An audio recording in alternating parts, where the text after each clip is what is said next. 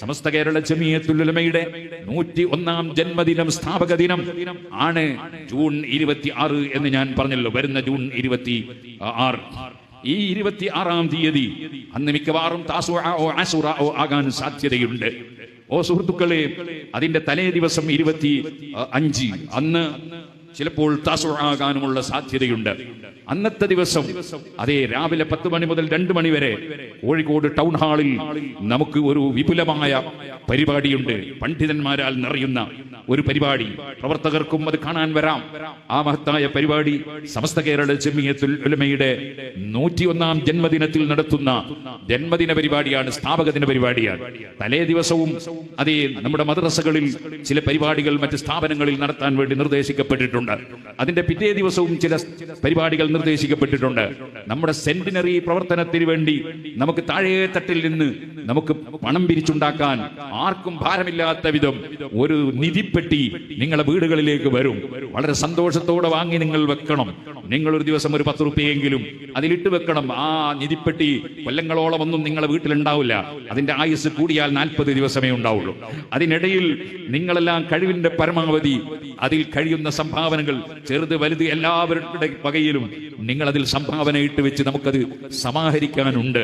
അങ്ങനെ തുടങ്ങി ഒരുപാട് കാര്യങ്ങളിൽ നിങ്ങളുടെ എല്ലാം സഹകരണവും സഹായവും ഉണ്ടാകണം എന്ന് ഓർമ്മപ്പെടുത്തി ഇനി വരുന്ന എല്ലാ പദ്ധതികളും എല്ലാവരും ഏറ്റെടുത്ത് നമ്മൾ സമസ്ത കേരള ജമിയത്തുൽ ഉലമയുടെ അതേ നമ്മുടെ സെന്റിനറിയുടെ സമാപനം വരുന്ന ജനുവരി അവസാന ദിവസങ്ങളിൽ മലപ്പുറത്ത് നടന്നു തീരുന്നത് വരെ വിശ്രമമില്ലാതെ നിങ്ങൾ സംഘടനയുടെ പ്രവർത്തനത്തിൽ മുഴുകണമെന്നും, ഇതുകൊണ്ട് നമ്മുടെ ലക്ഷ്യം നമ്മുടെ ആശ്രമാണ്, പടച്ചവന്റെ അടുക്കൽ പ്രതിഫലം ലഭിക്കലാണ്.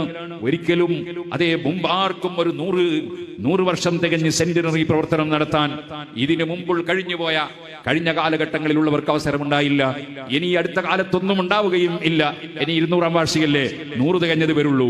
അപ്പോൾ നമ്മുടെ ജീവിതത്തിൽ നമുക്ക് കിട്ടുന്ന ഏറ്റവും വലിയ ഒരു മുഹൂർത്തമാണിത് എന്ന് മനസ്സിലാക്കി നിങ്ങളൊക്കെ സെന്റിനറി പ്രവർത്തനത്തിൽ സജീവമാകണമെന്ന് ഓർമ്മപ്പെടുത്തി സമസ്തയുടെ സന്ദേശം എല്ലാ വീടുകളിലും എത്തണം, എല്ലാവർക്കും ലഭിക്കണം.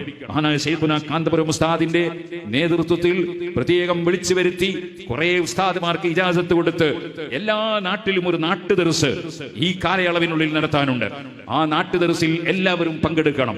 അതായത് നാട്ടിലുള്ള ഒരു മുദരിസ് നിങ്ങൾക്ക് ആ ദർസ് നടത്തും. അതിന്റെ അവസാനത്തെ തീർക്കൽ എന്ന് പറയുന്നത് അതിന്റെ ഖത്മ്, അതിന്റെ പൂർത്തീകരണം ഉസ്താദ് അവர்கள் തന്നെ ഇൻഷാ അല്ലാഹ് നടത്തും. അല്ലാഹു ദീർഘായുസ്സും ആഫിയത്തും നൽകുമാറാകട്ടെ. ആ ദർസിൽ പങ്കെടുക്കാൻ നിങ്ങൾ ആവേശം കാണിക്കണം.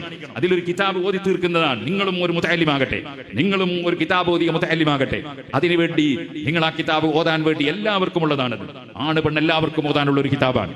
അതിൽ ഒരുപാട് ഇൽമുകൾ നമുക്ക് പഠിക്കാൻ കഴിയും. അതിൽ നിങ്ങൾ സജീവമായി നിങ്ങൾ അതിൽ പങ്കെടുക്കണം എന്നുണർത്തു. നമ്മുടെ സെന്റിനറി പ്രവർത്തനം ആരെങ്കിലും ചീത്ത വിളിക്കാനോ ആരെങ്കിലും കുറ്റം പറയാനോ വെല്ലുവിളിക്കാനോ ഉള്ളതല്ല, മറിച്ച് നമുക്ക് ആഖിറത്തിലേക്ക് സമ്പാദ്യമാകാനുള്ളതാണ്. നമ്മുടെ മുൻഗാമികളായ പണ്ഡിതന്മാരോടുള്ള നമ്മുടെ കടപ്പാട് വീട്ടാനുള്ളതാണ്. ഈ കാലഘട്ടത്തിൽ ഇസ്ലാമിന്റെ പ്രവർത്തനം അത് ക്ലിയറായ നിലക്ക് നടത്തി ദീൻ നിലനിർത്തുകയെന്ന നമ്മുടെ ഉത്തരവാദിത്ത നിർവഹണത്തിന് വേണ്ടിയുള്ളതാണ് എന്ന ബോധത്തോടുകൂടി നമ്മളെല്ലാവരും സജീവമായ പ്രവർത്തന രംഗത്തുണ്ടാകണമെന്നും നമ്മൾ സംഘാടകരുമാകണം, അനുഭവിക്കുന്നവരുമാകണം.